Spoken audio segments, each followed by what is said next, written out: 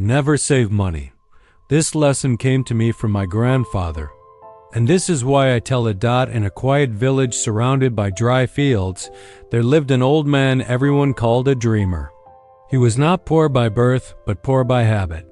Every morning, he sat outside his small house, watching the road, speaking of futures that never arrived.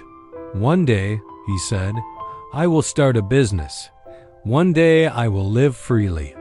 One day money will come to me. But days passed, and one day never came.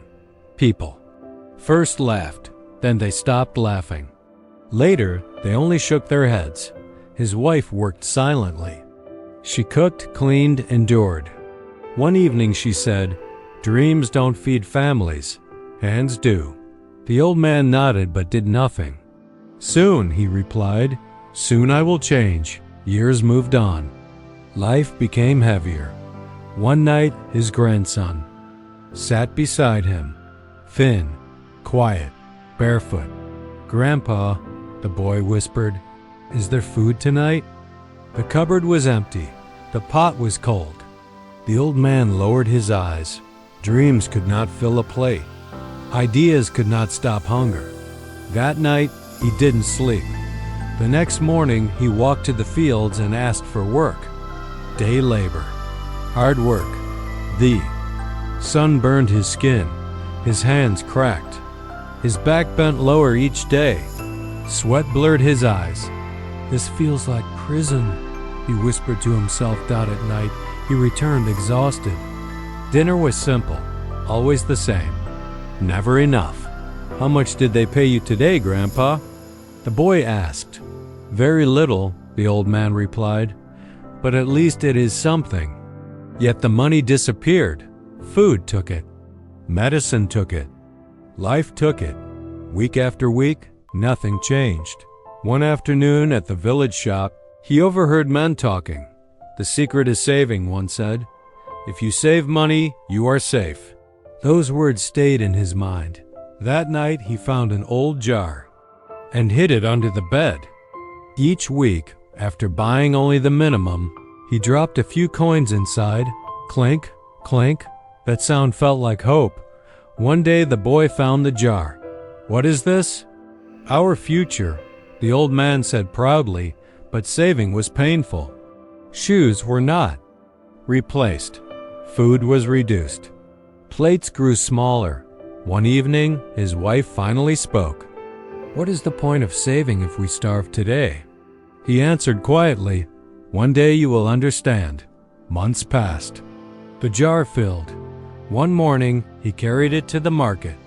"I want grain," he said. The seller counted the money and shook his head. "Prices have risen. This is not enough." The old man froze. "Money loses value," the seller said calmly. That night, the old man poured the coins on the table. He counted them again and again. They never grew.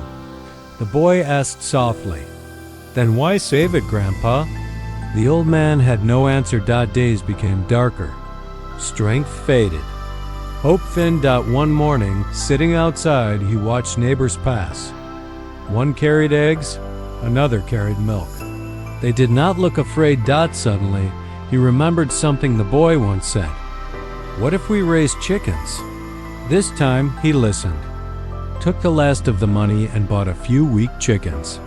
When they ran around the yard, the boy laughed for the first time in months. "Look, Grandpa," he said, "we have an egg factory." At first, there were only 1 or 2 eggs a day. They ate some. They sold some. With that money, they bought another chicken. The old man wrote everything down. Every egg mattered. Soon, the yard was full of life. Neighbors came to buy. Work finally felt meaningful. One afternoon, the old man held an egg and said, "This is better than saved money. It feeds us. It grows. It creates more." The boy hugged him. "So you're not lazy anymore?" The old man smiled with tears. "No, my child. I finally learned." The jar stayed forgotten under the bed. When people spoke of saving money, the old man pointed to the chickens and said, Money sitting still becomes weaker. Money in motion becomes strength. Don't just save it, make it grow. And that is how a man once known for dreaming learned the greatest lesson of his life. Never save money. Make it grow.